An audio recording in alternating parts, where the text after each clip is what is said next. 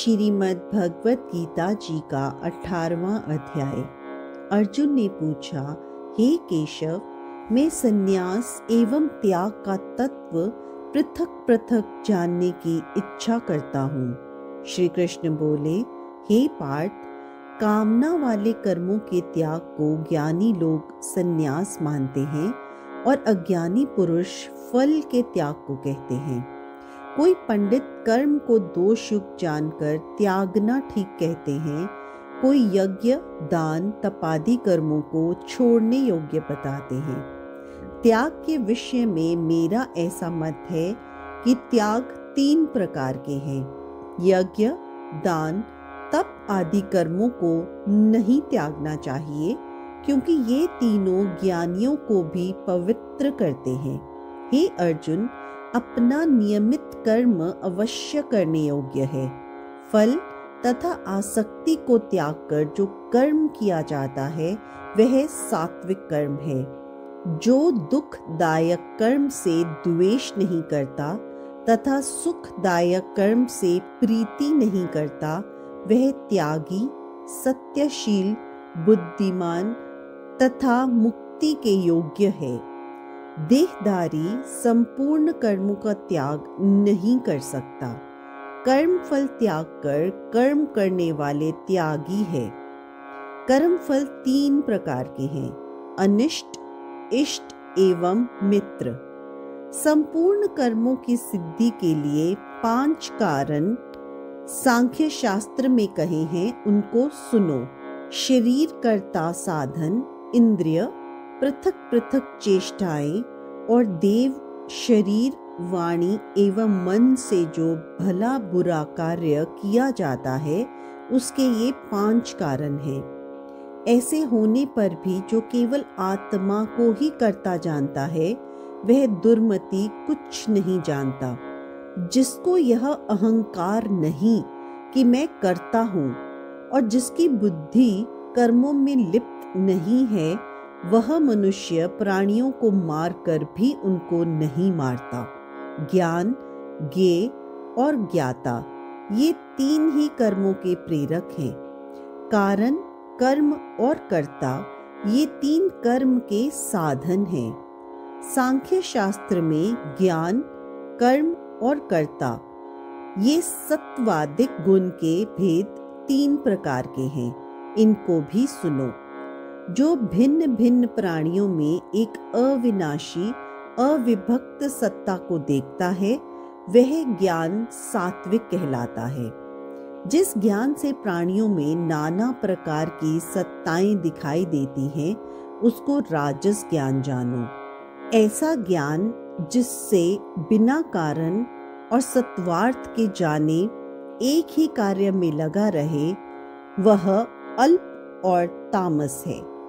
फल की इच्छा ना करके जो नित्य कर्म संग द्वेष को त्याग कर किया जाता है वह राजस कर्म है।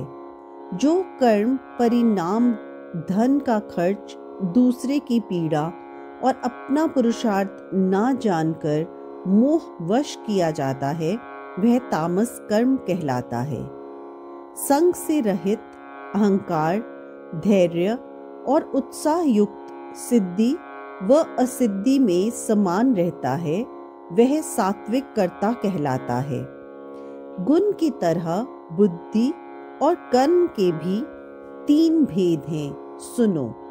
जो बुद्धि प्रवृत्ति, निवृत्ति, कर्तव्य, अकर्तव्य, भय, अभय और बंधन, मोक्ष को जानता है वह सात्विकी है।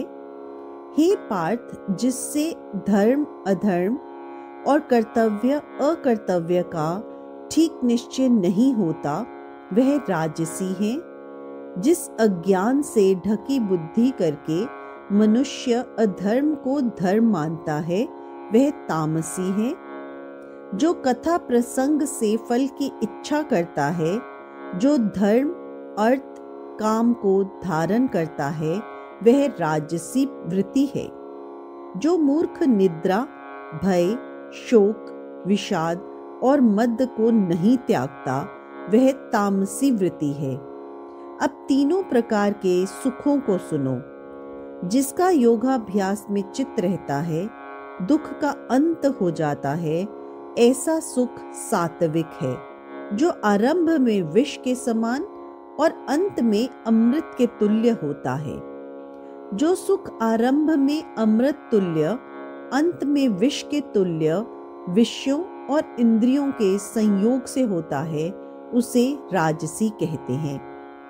जो सुख आदि और अंत दोनों में मनुष्य को मोह में फंसाता है और जो आलस्य तथा प्रमाद से उत्पन्न होता है, वह तामस है। शम, दम, तप, पवित्रता, क्षमा, नम्रता, ज्ञान, अनुभव और प्रलोक में श्रद्धा, ये ब्राह्मणों के स्वाभाविक सिद्ध कर्म हैं। बहादुरी, तेजस्विता, धैर्य, चतुराई, युद्ध में स्थिरता, उदारता, प्रभुता, ये क्षत्रियों के स्वाभाविक कर्म हैं। जो लोग अपने अपने गुणों और प्रवृत्तियों के अनुसार कर्म करते हैं, उनको सिद्धि प्राप्त होती है। और जिसने सब जगत का विस्तार किया है, उस ईश्वर को अपने कर्मों के द्वारा आराधना करके मनुष्य सिद्धि को पाता है। दूसरे के उत्तम कर्म से अपना नीच कर्म ही श्रेष्ठ है। स्वाभाविक कर्म करने से पाप नहीं लगता। सर्वत्र आसक्ति को छोड़ने वाला, आत्मा जीतने वाला, इच्छा रहित मनुष्य संन्यास के द्वारा सर्व कर्म निवृत्ति रूप परम सिद्धि को पाता है। वह फिर कैसे ब्रह्म को प्राप्त होता है, सो मुझसे सुनो। यही इस ज्ञान की परानिष्ठा है। शुद्ध बुद्धि से युक्त होकर धृति द्वारा इस मन को वश में लाकर शब्दादि विषयों को छोड़कर राग द्वेष से रहित होकर एकांत में रहने वाला तथा परिग्रह छोड़कर ममताहीन और शांत मनुष्य ब्रह्म भाव के योग्य होता है। व्रत को प्राप्त हुआ पुरुष दत्तचित्त होकर शोक व अभिलाषा को नहीं करता और जीव मात्र में समदर्शी होकर मुझ में परम भक्ति पाता है। इस प्रकार ज्ञानी सदैव मुझ में निवास करने वाले सब कर्मों को भी करता हुआ मेरे अनुग्रह से अविनाशी सनातन मोक्ष पद को प्राप्त होता है। तत्पश्चात तत्व से मुझे जानकर फिर मन मुझ में ही प्रवेश करता है। सावधानी से अपना मन मुझसे स्थिर कर और सब कर्मों को मुझ में ही अर्पण कर बुद्धि योग के आश्रय से निरंतर अपने चित्त को मुझ में लगाओ। मेरे में चित्त लगाकर मेरी कृपा से दुर्गम कष्टों से तर जाओगे। यदि अहंकार से मेरी बातें सुनोगे तो नष्ट हो जाओगे। यदि अहंकार का आश्रय लेकर युद्ध नहीं करूंगा ऐसा मानते हो, तो यह तुम्हारा निश्चय झूठा है, क्योंकि स्वभाव तुम्हें युद्ध करवाएगा। हे कौन्तेय, जिस कर्म को तू अब मोह से नहीं करना चाहता है, उसे अपने स्वाभाविक कर्म से बंधा हुआ बेवश होकर करेगा। हे अर्जुन, जीवों के हृदय में स्थित ईश्वर उनको माया से भ्रमित कर रहा है, मानो सब यंत्र पर चढ़े हैं। हे भारत, स्वभावों से उसकी कृपा से परम शांति एवं मुक्ति को पाओगे। यह गूढ़ ज्ञान मैंने तुमसे कहा है, इसे भली भांति विचार कर जैसा चाहते हो वैसा ही करो। अब तू सबसे गूढ़ वचन भी सुन, क्योंकि तू मेरा परम मित्र है। इससे मैं तेरे हित की कहूँगा। मेरे में मन लगाओ, मेरे ही भक्त हो, मेरा यज्ञ करो और मेरा ही नाम जपो। सब धर्मों को छोड़कर मेरी शरण में आओ, मैं तुम्हें सब पापों से छुड़ा दूंगा। यह मेरा रहस्य ऐसे पुरुष से जो तप ना करता हो, मेरा भक्त ना हो, कभी भी न कहना चाहिए। जो इस परम गुप्त ज्ञान को मेरे भक्त में प्रकट करेगा, वह मेरी परम भक्ति को पाकर अंत में निश्चय ही मुझ में लीन हो जाएगा। इस संवाद को जो कोई पढ़ेगा उसे मैं समझूंगा कि उसने ज्ञान यज्ञ से मेरी पूजा की। जो श्रद्धावान पुरुष दोष ढूंढे बिना इसको सुनेगा वह भी मुक्त होकर पुण्यात्माओं को मिलने वाले शुभ लोकों को प्राप्त होगा। हे पार्थ, तुमने एकाग्र चित्त से मेरे कहे हुए इस उपदेश को सुना या नहीं? तुम्हारा अज्ञान से उत्पन्न हुआ मोह नष्ट हुआ या नहीं? अर्जुन ने कहा, हे भगवान, आपकी कृपा से मेरा मोह नष्ट हो गया तथा स्मृति हुई। अब मैं निस्संदेह आपकी आज्ञा पर स्थिर हूँ और जैसा आपने कहा है मैं वैसा ही करूँगा। संजय बोले, हे धृतराष्ट्र, मैंने महात्मा वासुदेव और अर्जुन का ज्ञान देने वाला अद्भुत संवाद सुनाया।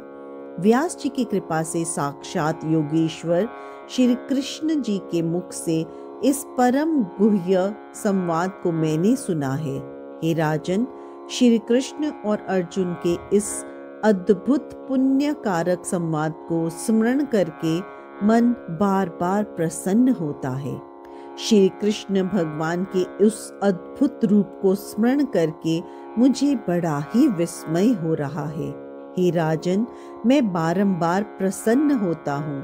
मेरी ऐसी धारणा है कि जहाँ योगेश्वर भगवान श्री कृष्ण हैं और जहाँ पार्थ जैसे धनुर्धर हैं, वहीं राजलक्ष्मी, विजय, ऐश्वर्य और अटल नीति है। जय श्री कृष्ण।